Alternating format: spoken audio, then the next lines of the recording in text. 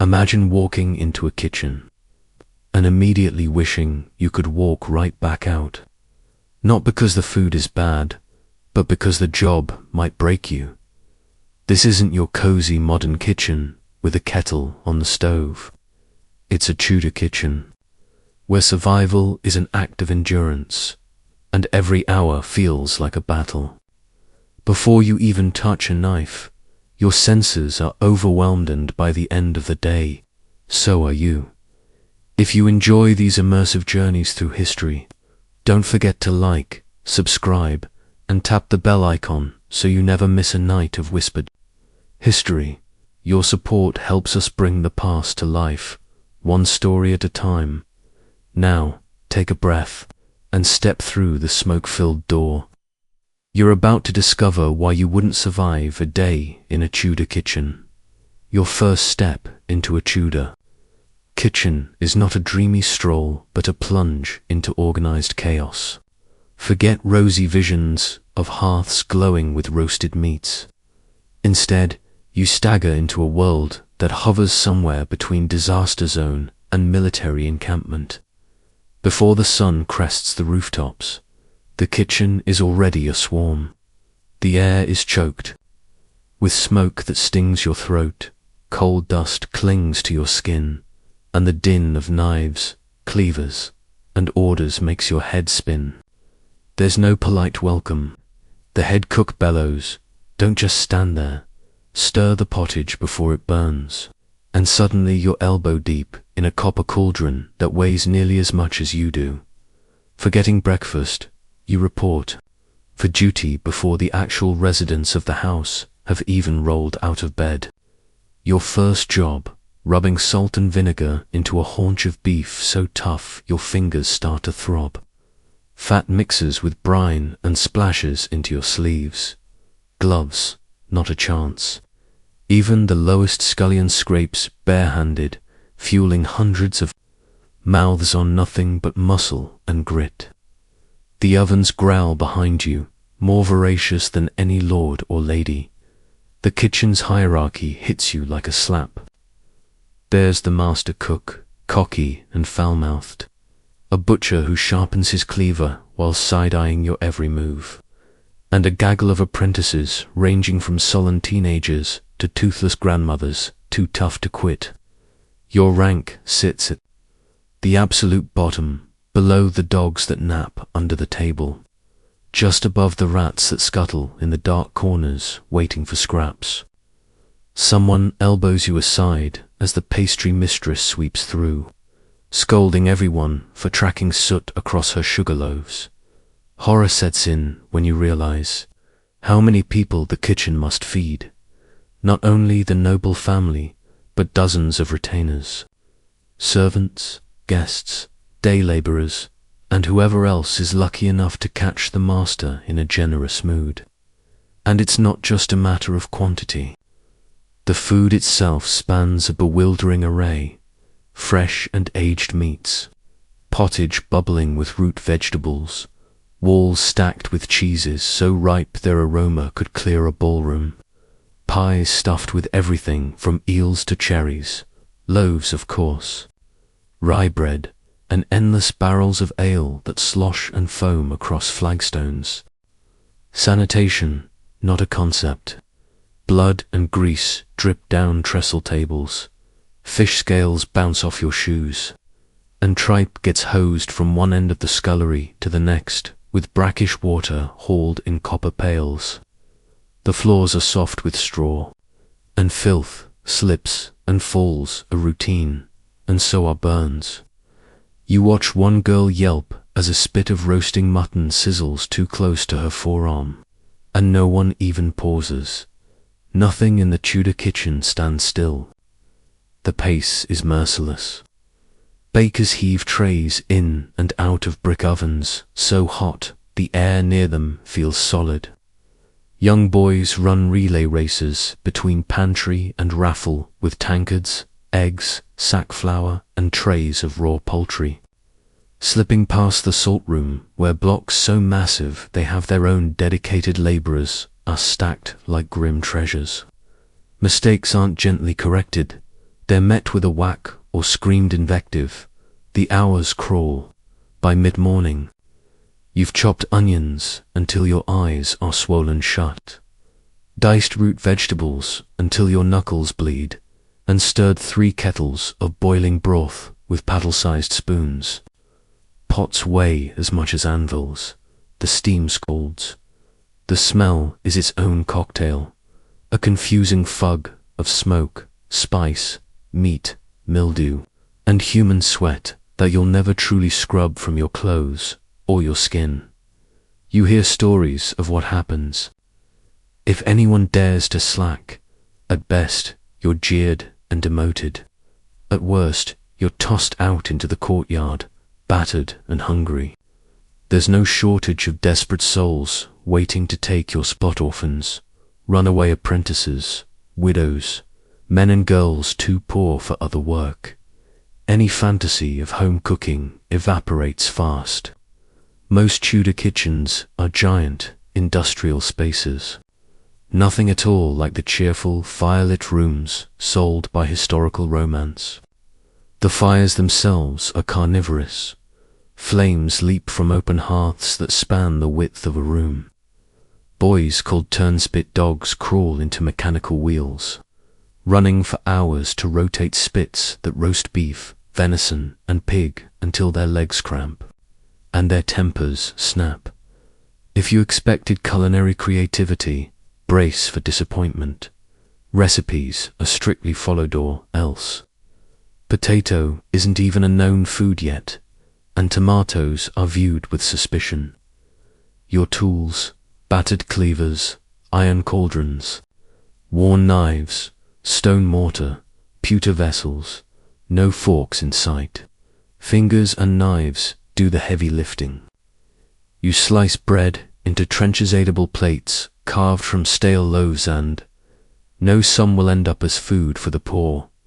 Others tossed to pigs. Disaster is a daily threat. Bread burns, spitted birds slip into the fire, sauces curdle, and pies collapse. When mistakes happen, the repercussions are immediate. The cook's stick wraps your knuckles, or someone hurls a rotten turnip. Blame is as abundant as salt. Every failure is a public spectacle, and there's nowhere to hide. There's no such thing as garnish. Everything is flavored with salt, peppercorns, if you're lucky, nutmeg, clove spices that come at a dear cost, locked in chests and doled out with suspicion lest anyone pinch a handful. Most days, food tastes of what it is: boiled, stewed, or roasted beyond recognition. Abundance one day, famine the next. Hygiene is a gamble. Water for washing is hauled from outside wells or rivers, often filthy. You scrub as best you can between tasks, but your hands are never really clean. The scullery maid's hands are raw from lye soap. The potboy's hair is grimed with soot, but there's no time to care. The bell rings, more work must be done. Mealtime approaches, and the kitchen enters true panic speed. Orders crash down from the steward: 3 more game pies for the upper table, another cauldron of ale for the grooms. Plates are assembled on the fly, portions handed off to waiting pages. Stews stirred until your arm is ready to fall off, and every second you're checking for dropped knives, spilled ale, or a roast going up in flames. All the while, discipline is absolute. The hierarchy is rigid. The threat of punishment, lost wages, or instant dismissal looms. One false move, one too long break, and you're replaced. The kitchen is a crucible. You come away sore, soaked, bruised, sometimes hungry. And this is only day one. The reality, if you'd survived even a single morning in the noise, heat, and violence of a Tudor kitchen. It's likely you'd cry if you had a free moment and weren't already too dehydrated to weep. Worse, tomorrow, you'll do it all again. The day has barely begun and already you're staggering, sweat stinging your eyes, back aching from hefting cauldrons too heavy for anyone with a spine. There is no coffee break, just a watery ale gulped in secret before the next crisis erupts. Fires blaze hotter now, opening ovens and braziers to feed the beasts hundreds of pies, roasts, breads, puddings each, with a timeline rigid as a drumbeat. Get it wrong and the fallout is immediate. Screams from the master cook, threats of wage docking, or worse, a pan hurled your direction. Accidents are constant. Someone slips, plates smash, a spark jumps and catches a linen on fire. Nobody stops to ask, are you hurt? The priority isn't health, it's results. Midday brings the real hell. Feasts multiply like hungry ghosts. The volume ramps up, parade of pheasants, raised pies, joints of lamb, eels in pastry and pottage, so thick it stands on its own. It's not just about feeding the lords, it's about showing power. The richer the banquet, the more likely you end up downwind of knives flying and tempers snapping. The danger is not merely the flames or blades, it's each other. Jealous workers, desperate for advancement, sabotage at every turn. You find a chunk of bread missing, flour spilled by accident, a spit nearly tipped to ruin a rival's soup. Gossip is currency. The minute you slip, someone's waiting to report it to the cook. If they win, favor even a crust or a sip of ale you're out, or on trash duty, or cleaning meat hooks crusted with a month's worth of rot. Food safety still a fantasy. Fish is left out too long, cheese reeking beneath wet rags, eggs that float when they should sink. Sometimes a meal gets halfway to the great hall before a careful eye spots green slivers blooming on a pie. If you're clever, you'll scrape the mold, recook the suspicious meat, add extra spices and hope it drowns the taste or at least the smell of spoilage. When it fails, the blame falls on you, never the noble who insisted dinner be delayed for an hour of dancing. Fatigue hounds you. By nightfall, your feet scream in shoes 2 sizes too small, and your hands ache from chopping endless mounds of root vegetables into uniform, tasteless cubes. You've burned your hair, scalded your wrists, and possibly inhaled more soot than ever blew down a London chimney. Rest, not a chance. If you sit, you're roused by a jab or a shout. Up, you slug. The dogs get more sleep around here than you do. Behind it all, there are politics. The kitchen is a battlefield. Alliances shifting every meal. The butcher flirts with the pastry mistress for extra tarts. The potboy snitches on rivals for a corner of treacle. You're caught in crossfire, never sure who's truly friendly or just biding time till you stumble. Even the steward ostensibly. Your superior's only as secure as the master cook's mood, and the master cook's mood. Let's talk about it. He's both tyrant and artist, prideful to the bone, obsessed with perfection, but more obsessed with not getting sacked himself.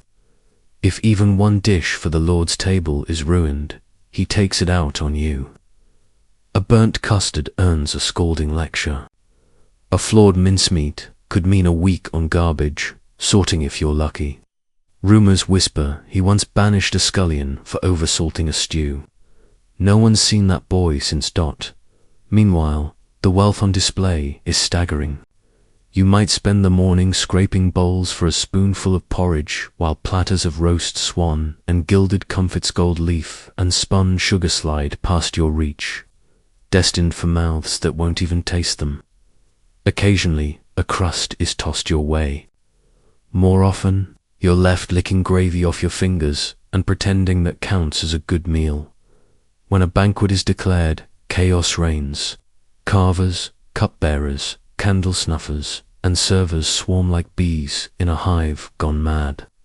you're expected to anticipate needs, carry joints of beef taller than a dog, refill jugs of ale before they empty, clear platters between courses so quickly your own shadow can't keep up. Drop something. The shame echoes. One slip, and the laughter of those above stairs will haunt you for a week. You wonder how anyone survives. Some don't. A young scullion collapses from heatstroke. He's dragged outside and revived, only to be set to work again. Nothing missed but 2 slices of bread. An older washerwoman hacks up blood from weeks inhaling caustic lye fumes and is quietly replaced the next day. No one mourns. Numbers always fill in the gaps.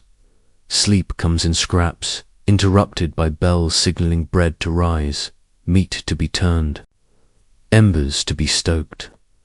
When you collapse onto your pallet, the dreams are as noisy as the kitchen screams, clattering pans, laughter ringing in your ears. Tomorrow brings more meat, more fire, and the never-ending ache of hunger, exhaustion, and unseen tears.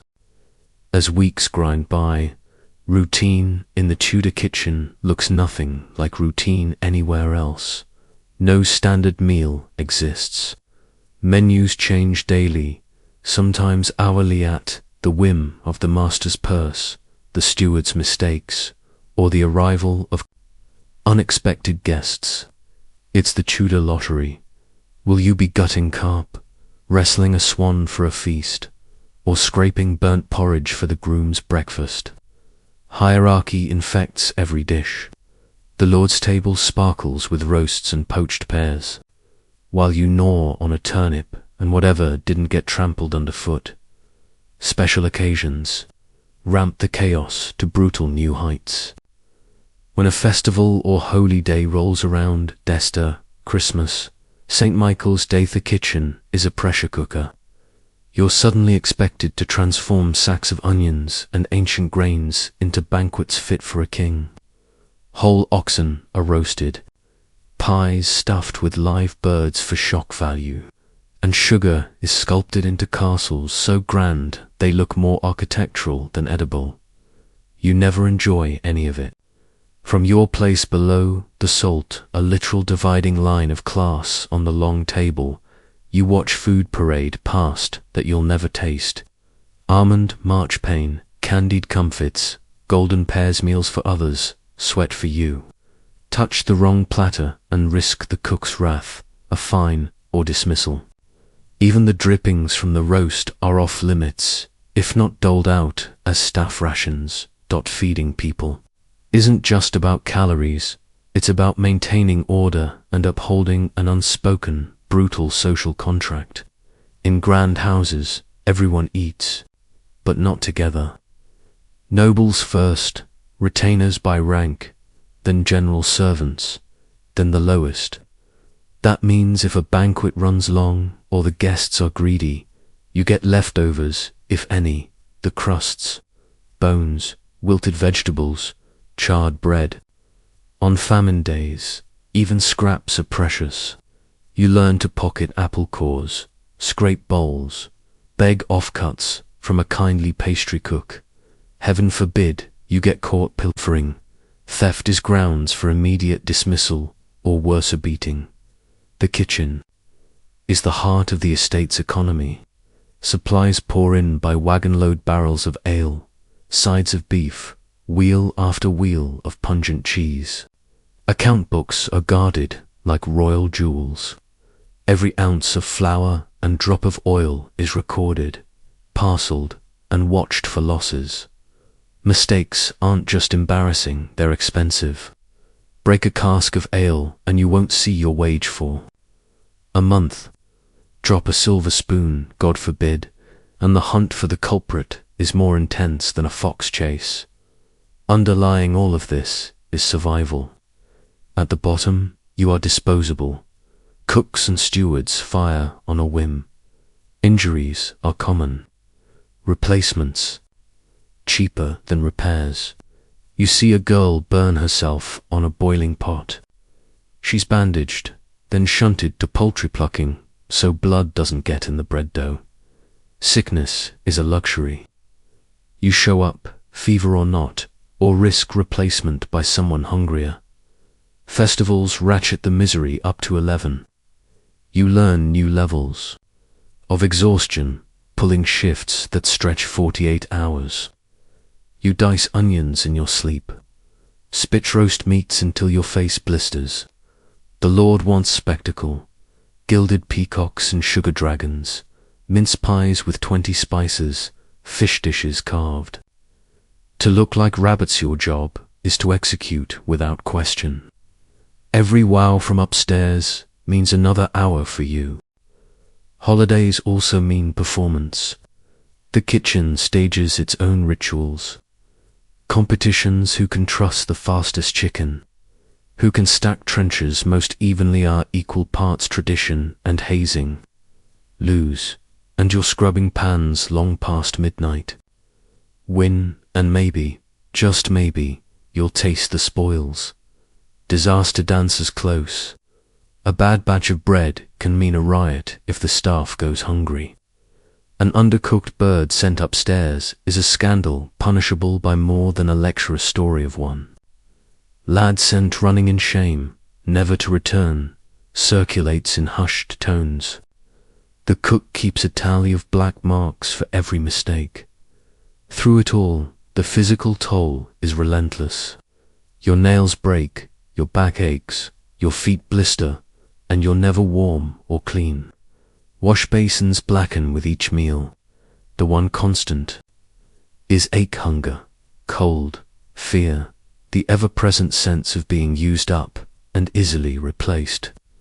If you cry, you do it quickly, in the larder or behind the bakehouse, before anyone sees. Yet Tudor kitchens are lifelines for more than one reason. For those with skills, a rare promotion might lift you to pastry chef or stew cook jobs with slightly less drudgery and the faintest whiff of respect. For the rest, the kitchen is both prison and shelter, the one place you're guaranteed a roof and the ghost of a meal by the time you stagger out into cold air. The tumult still ringing in your ears, you realize you've survived another day.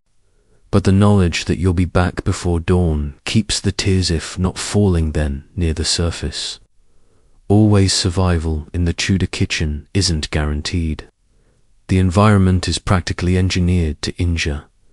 Open flames leap across hearths, scalding fat spits from pans, and smoke stings your eyes until tears streak the grime on your face. Knives and cleavers fly fast. Accidents are not just possible, they're likely. Burn scars are badges and lost fingers almost a rite of passage. The health hazards don't end there. The air is thick, not just with heat, but with pathogens. Foodborne illness lurks everywhere, in barrels of spoiled fish, in the green haze on bread, in milk curdled by flies. You bury your nausea as you bucket SLOP down a drain that empties near the pig pen, then return to knead dough while rats watch hungrily from a rafter. The chef's remedy for a cut is soot and salt, rubbed directly into the wound before wrapping it with a linen scrap. If you're lucky, infections are common, and recovery is far from guaranteed. The stench of infected flesh sometimes goes ignored until the kitchen heads grumble you're slowing up the pace. If you collapse, you're dragged to a bench and expected to get up when you can walk again. The word rest isn't in your vocabulary. Basic first aid means you might avoid gangrene this time, but there's always the next burn, the next slip, the next tumble with scalding broth. Cleaning is a joke. Buckets of cold water are flung with abandon, swilling blood, fat and vegetable scraps into the gutter. Tableware is scraped and licked more often than it's thoroughly washed. You share spoons, cups and knives with everyone else. Disease isn't just possible, it's inevitable. When plague sweeps the city, rumor fingers the kitchens as the source. Inside these walls, Hygiene is aspirational and rarely achieved. You wipe your hands with the same rag you use to mop the counter. You wipe your face and carry on, hoping you aren't the next to fall. Rivalries are fierce. If you slip on a greasy flagstone, don't expect sympathy from a coworker. Someone will step over you, grab your ladle, and take your spot. If you're slow plating a stew, you might find a rival has accidentally shifted all the salt pots or hidden the ladle just as the rush hits. Power is petty and vendettas are nursed over months. That slop of grey mash you're ordered to serve to the lower tables, that could be all you eat today. The more senior you become, the more ruthless you have to be. Soft hearts are ruined here. The kitchen is a pressure cooker in more ways than one. Everything is measured in units of time and terror. If you burn it, you answer to the cook. If you break a plate, you answer to the steward. If your roast is underdone, you answer to the master. Orders are screamed over the clash of pans and the howl of the fire. You live with fear as your closest companion, and fear makes you fast or gone. Yet, even in the madness, strange camaraderie forms. Late into the night, when the fires have burned low and the last scrapings have been fed to the dogs, a battered handful of you shares crusts or spoonfuls of cold portage. Someone retells a joke from the day. Someone else mutters a complaint that turns into laughter when told in the dark. You compare burns, ribs, scars, and count the days since anyone had a decent sleep. For a brief, exhausted moment, you remember that everyone here is surviving, just barely.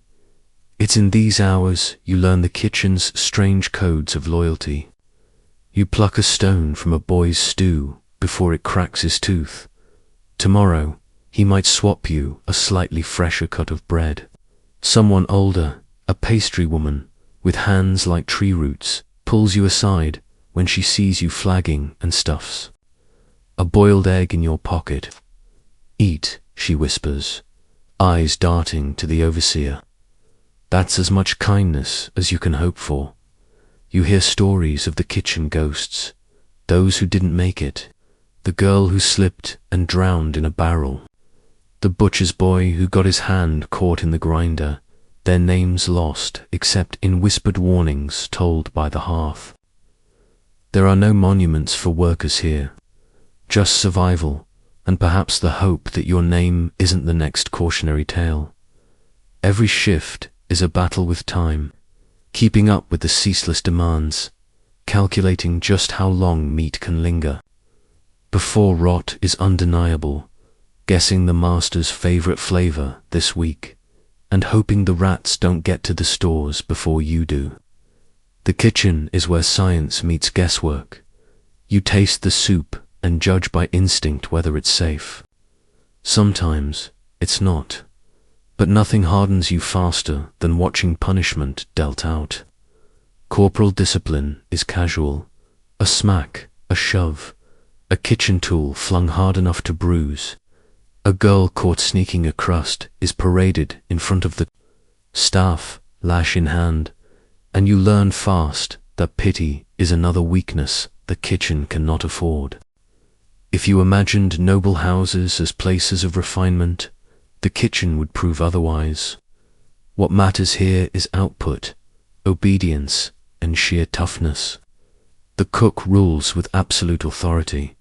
A failed dish is an insult. A late dish, an unforgivable offense. If the master's meal is delayed, everyone suffers. Your pay docked, privileges revoked. Sometimes a week's rations cut in half, yet the next day you're back, knife in hand, arms sore, head full of orders. You grind on because the alternative is hunger, the street, or worse. You cry, perhaps, but only in stolen moments. In the Tudor kitchen, tears are just sweat by another name. Food in the Tudor kitchen isn't just nourishment, it's hierarchy, and your place in the pecking order decides if you get a crust or go hungry. Rations are distributed with ruthless calculation. The best cuts go to the family and honored guests, then to upper staff, cooks, carvers, butlers. By the time it's your turn, you get whatever's left. Scorched bread, wilted greens, or gristly bones. No one complains out loud, but kitchen eyes track every mouthful. Try to supplement your meal a pinch of spice, a stolen knuckle from a roast stand, you risk a beating or the door. Yet, hunger gnaws deeper than pride, breeding risks and small rebellions. A swipe of apple, a sip from a slopped tankard, the quick lifted crust. Everyone does it, nobody admits it. If you're clever, you trade favors, scrape a pan for a baker, and you might get a crumb of pastry behind the scullery's cold wall. Mealtime for the staff isn't a break, it's a battleground. You huddle on low benches, eating quickly, barely tasting what's in your hands. Fights break out over short rations, foul scraps, even rumors that the steward's cousin is being given extra. Those at the lowest rungs swallow their pride with their soup. Kitchen boys, maids, orphan children who never got names, only nicknames and chores. Seniors claim first rights, sometimes using bluster, sometimes outright force. If bread's short, an elbow to the ribs can secure the last piece. Politeness is a luxury no one can afford. Laughter, on rare good days, bubbles just as easily dark humor at the expense of the overseer. Jokes about the Lord's habits, whispered bets on who'll cry first during a festival rush. It's a noisy, fast gulp, never a lingering meal. The cycle of hunger and surplus is relentless. On feast days, excess abounds: roasted birds, wobbly jellies, deserts stacked like altars. Most of it you'll never taste, except for scraps, if the mood above is generous. During lean stretches, when supplies run thin or storms ruin the harvest, you scrape pans and pray for a shipment. One year, moldy grain sends half the kitchen to their knees with gut rot. The other half is put to work cleaning up the sick. You learn the difference between hunger as routine and hunger as a threat. Hunger as policy, even intentionally used by bosses to keep you meek and grateful. Hierarchy poisons more than the food. It shapes every interaction. The master cook is king, as likely to toss you a bite of sausage as to bark for your ousting. The pastry woman lords over her, dough helper, cross her, both have risks. Deliver bread to the wrong hallway or the wrong person, and you're in trouble. Even the dogs have hierarchy: the biggest get bones, the rats stalk leftovers, and you're somewhere in the middle, careful not to fall lower. Class and privilege are so built into this kitchen that they season every bite.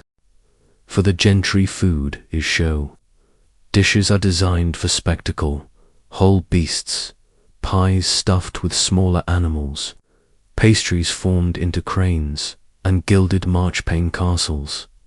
For workers, it's survival, and presentation is an afterthought.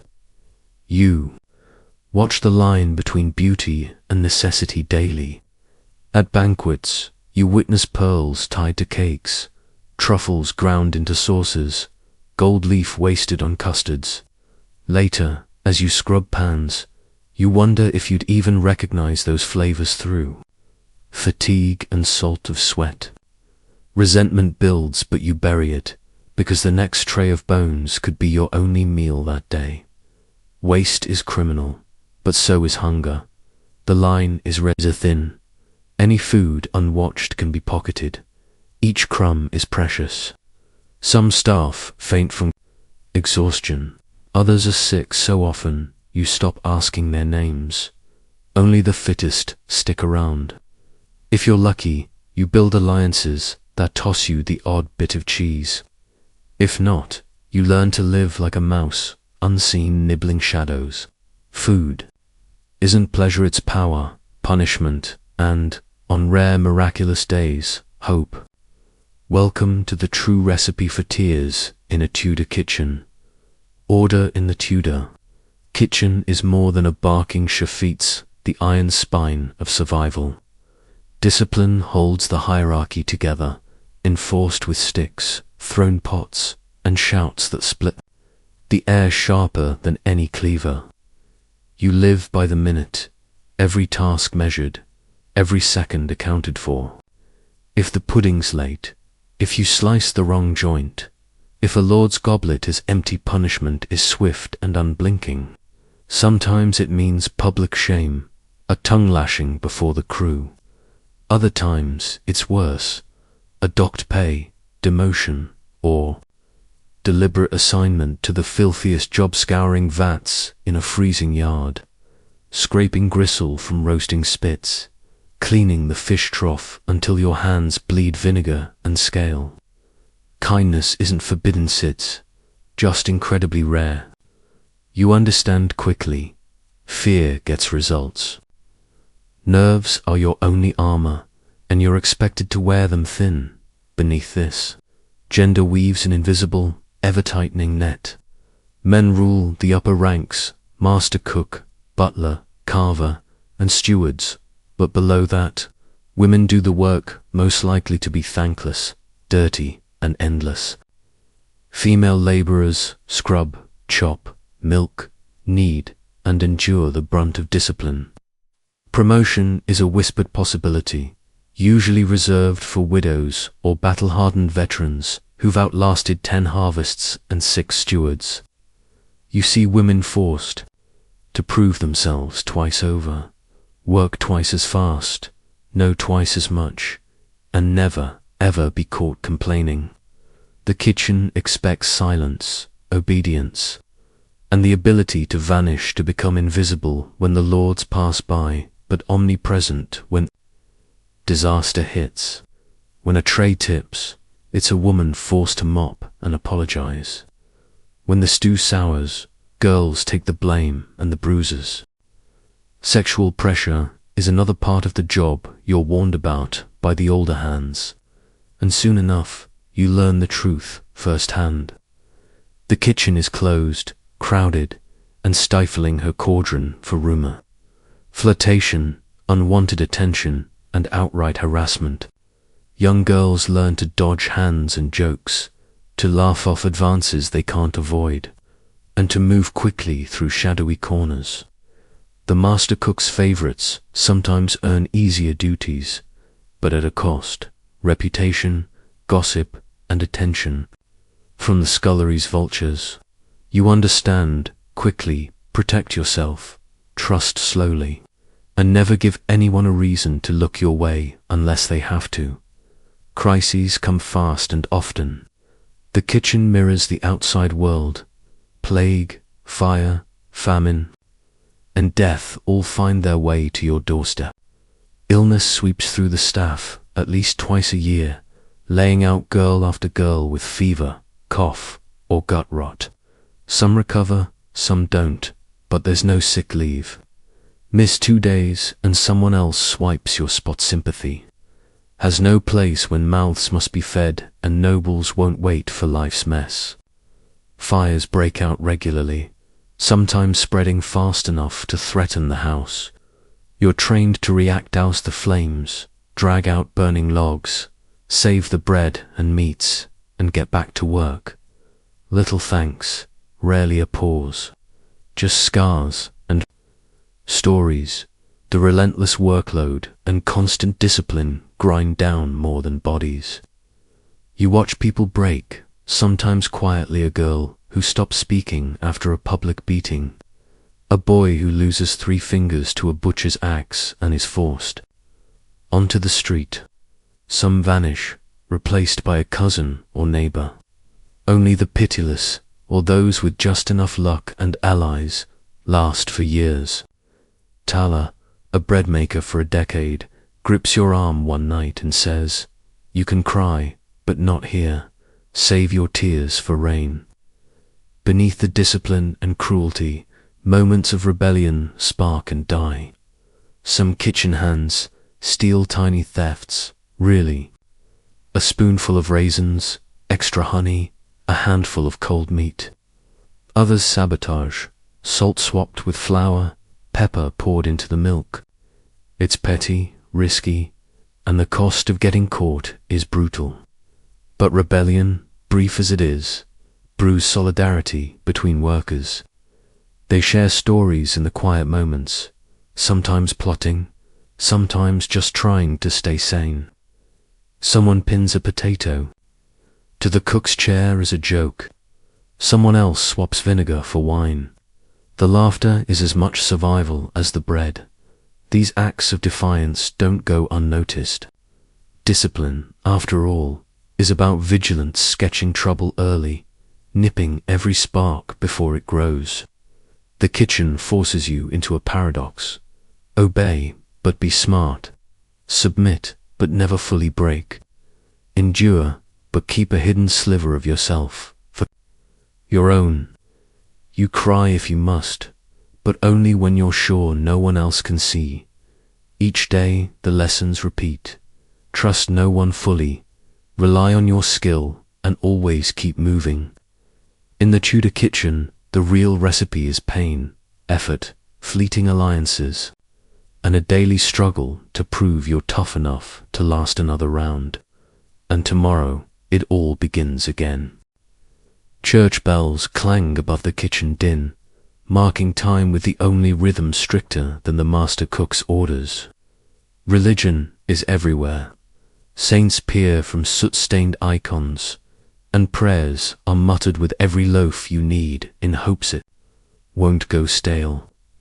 Officially, the Tudor kitchen runs on order and discipline. Unofficially, it runs on superstition, holy days, and the relentless expectation of miracles from mortals wielding spatulas. Fridays mean fish, Lent brings fasting though. For kitchen staff, hunger is just rebranded suffering. Feast days, supposedly respites, become logistical nightmares. Every saint's day demands new spectacles. Gilded pies, salted swans, colored jellies, shaken until your arms go numb. The kitchen morphs into a backstage for religious theater, and mistakes become near blasphemy. There are relics kept above. The spice chest for a merza sliver of bone, a cloth scrap invoked when the dough won't rise, or the custard curdles. If it fails, you pray harder and take the blame. Pastors and priests swan through with their own petty demands. They expect respect, the choicest morsels, and a place of honor in every hierarchy, even below stairs. You learn to dodge their gaze, to offer deference in public, while quietly cursing the extra work their blessings bring.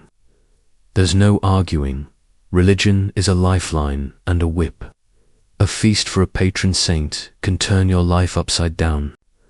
Rare ingredients must be sourced, the ovens run all night, and the threat of divine disappointment hovers, equal to the master cook's wrath. You find yourself reciting prayers for patience, for speed, for kitchen accidents to spare you, for anything that might get you through the day with pride and all your digits intact. Despite the rhetoric, the church offers more burden than bomb. Lent, Advent, Ember Days, and Fasting Fridays all multiply your chores, but grant not a single hour less at the knife or cauldron. You become an expert at stretching ingredients between religious rules, almond cheese, mock eggs, pie after pie built on beans when meat is banned. People above stairs might break the fast behind closed doors, but you must pretend, invent, and suffer through every sacred recipe, sometimes serving pious guests who've already bribed the pantry for extra mutton. Religion in the kitchen is also politics. The wealthier the household, the bigger and flashier the devotion. Processions of bread, towers of blessed pastry, gilded crosses pressed into marzipan. You sweat over every detail, knuckles white with anxiety, knowing a single flaw could be labeled disrespect of holy order, or, worse, sabotage. The most minor error can be transformed into sin. A soup too salty, a crust too pale, an undercooked fish on a feast day. The penalty is double if it happens when a churchman is guest. And yet, despite the dangers, disaster sometimes tastes sweet. On rare feast nights, the pressure and misery erupt into fleeting euphoria. Banquets that go off without a hitch, dishes that earn a rare nod from the master, or even a crumb of praise from the priest. You, scrubbed and trembling, might get a leftover honey cake or a splash of wine to share in the cold, dark scullery. For a moment, the heat and noise become the center of Tudor joy, and your exhaustion pulses with a glimmer of pride. The kitchens, battered staff join in silent rebellion, celebrating behind closed doors with sour ale, a song, and bread that tastes better because you made it. But goodness fades quickly. The next day is always work again, the bells always toll, and the expectations only rise. Rumors swirl of kitchens where a miracle actually happened, saints appearing during feast prep, pies that rose twice as high, a boy's blister healing after he touched a relic. Whether you believe or not, you whisper a hope into the smoky, stifling air. Maybe, just maybe, fortune will look your way next time. Or maybe you'll cry because, in the Tudor kitchen, every hope comes at the price of another impossible task. Survival in the Tudor kitchen isn't just about keeping your head down and hands moving. It's about knowing the hidden codes that let you scrape by when everything else fails. There are unspoken signals, tiny gestures exchanged between workers that mean the difference between a meal or another shift hungry, between a warning or a public shaming. If the baker's assistant places a knife handle out on the table before sunrise, it's a sign. Today's bread batch has gone sour. Keep your mouth shut and don't take the blame. If the butcher leaves 3 onion peels on your block, you'll hear about a new spot for salvageable awful food only the clever will find tonight. Kindness is a currency, traded in slivers, a faster word in your ear when the steward storms. In a wedge of cheese stealthily pressed into your palm, the old salt hand teaching you how to flame bread just enough to mask stale loaves for staff rations. Every act of generosity in the kitchen is calculated, rarely altruistic, and always remembered. Favors are repaid days or weeks later. Squads of kitchen girls band together, quiet fleets who slide pot scrapings to the sickly, fend off the advances of a drunk assistant, or cover for each other when cramps or fever slow you down. The strongest alliances form not out of friendship, but from the recognition of shared misery. Humor is scarce but prized. A well-timed joke from the spit boy, or an irreverent quip from an undercook can turn the air from bristling to just barely tolerable. Laughter is sometimes all that keeps you upright, biting and always risky. If the wrong person overhears, you could find yourself with even more chores, or, worse, the target of the master cook's unpredictable fury. But if it lands right, even the sourest scullery maid might share a secret morsel or tip you off about a rare slow moment. Camaraderie exists but is fragile. Its rules, defined by hardship, dictate that you never call attention to someone's tears. You never complain too loudly, and you never, ever, treat the kitchen as family. It isn't one. It's a battleground. But every now and then, there's a trucer shared crust behind a piggery, A song hummed while the pot water boils over, a memory of a life outside. No one plans on kindness here, but when it comes, you cling to it like a ragged blanket. Every now and then, an act of real courage pierces the grey. When a girl is bullied beyond the usual, an older hand steps up, arms folded, voice low, enough. When someone falls sick in the depths of winter, there's a pool of saved pennies for rosemary tea, or a stolen turnip to brew a healing potion. The rare sense of solidarity is fought for and often fleeting, broken as quickly as it's built. But for those who last, these quiet acts are what fill the gap between despair and outright collapse. Outside the kitchen walls, the world spins indifferent. Inside, alliances can shift like steam across flagstones. Helper today might be a rival tonight if the bread's run short or the butcher's in a mood.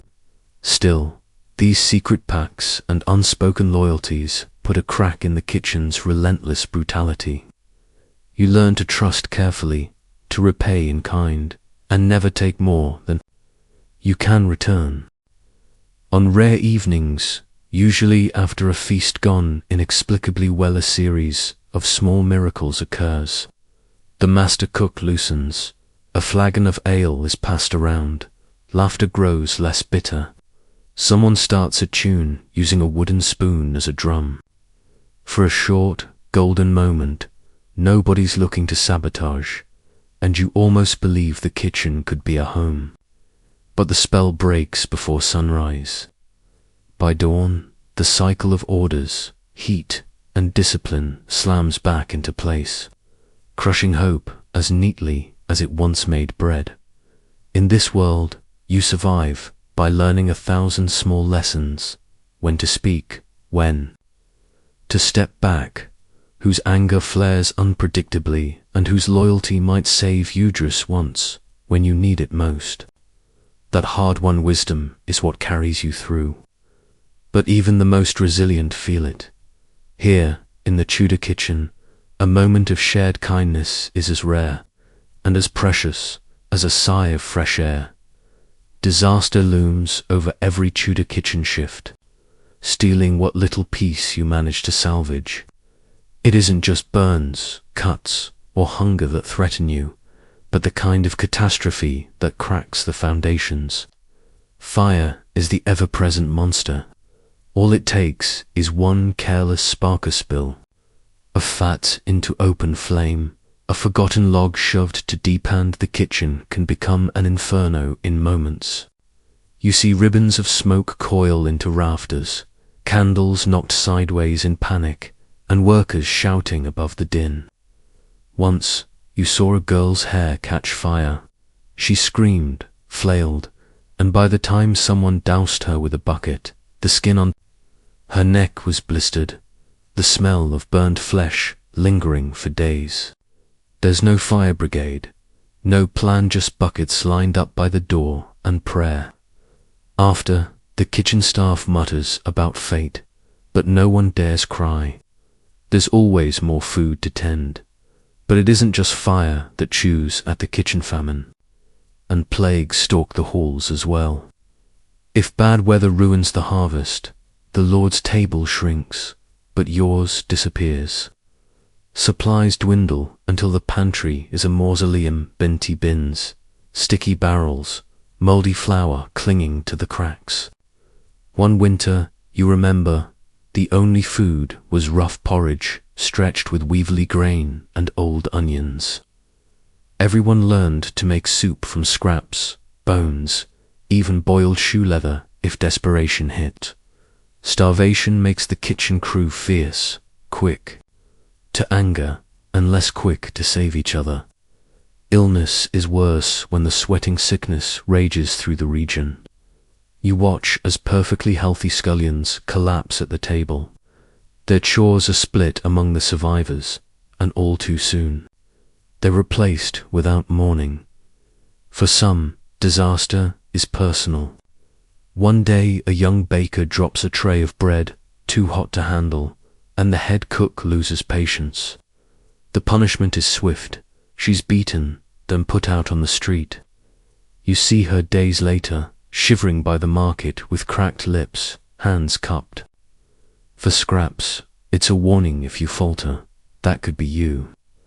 Everyone pretends not to notice, but the lesson burns in your bones long after loss is everywhere.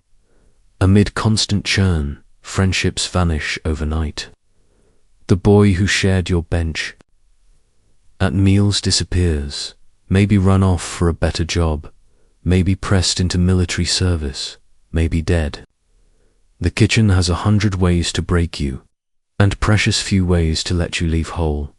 And then, sometimes, there is a scaper, bittersweet taste of freedom that doesn't come without cost. Every now and then, a kitchen maid slips away before dawn, never to return.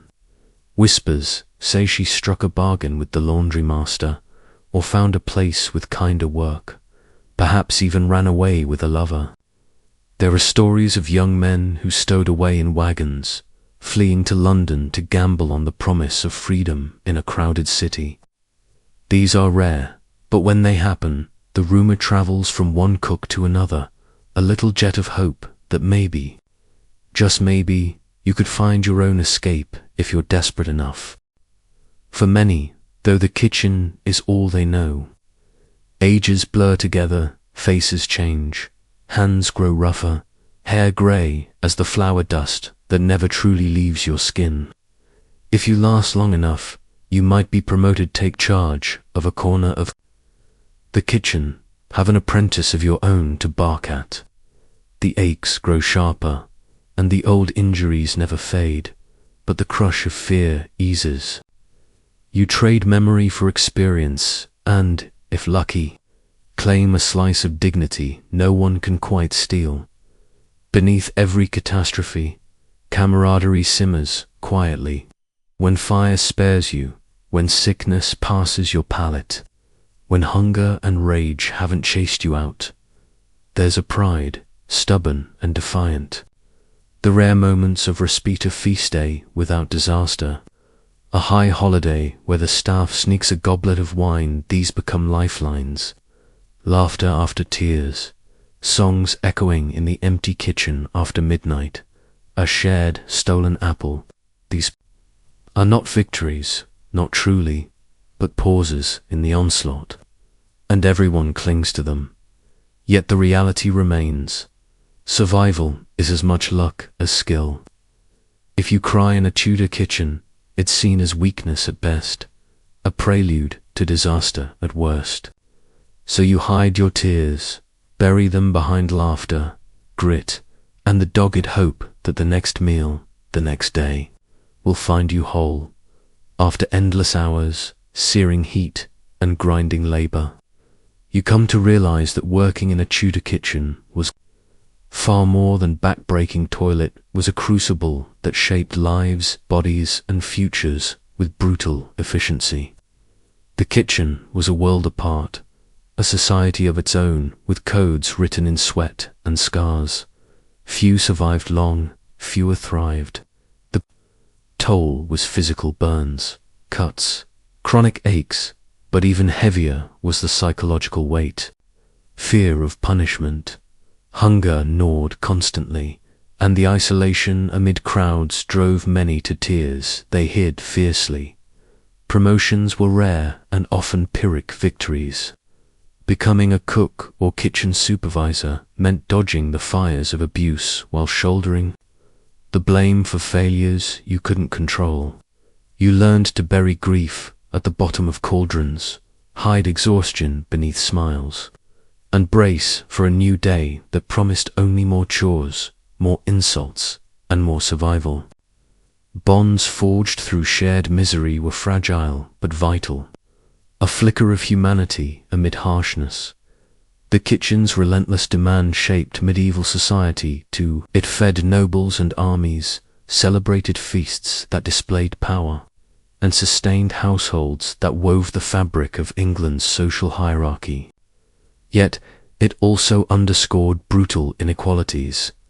The laborers' sweat salting the richest banquets, the silent sacrifices behind the scenes, and the lives lost in silence. The legacy of the Tudor kitchen was written in invisible ink. Hands, anonymous tears, and bodies worn thin without thanks or record. Despite everything, survival itself was a triumph. The kitchen was a place of relentless hardship, but also of resilience, resourcefulness, and, occasionally, rare moments of joy. A shared crust, a softened gaze, a fleeting drink after the last dish. Those who emerged carried invisible badges of endurance, stories etched in singed skin and calloused fingers, alive because they refused to break completely. So, when you consider the tears shed in that inferno of smoke, steam, and shouted orders, remember they were not just tears of pain, but of defiance. You cry because you were human, because surviving the Tudor kitchen was nothing short of a miracle.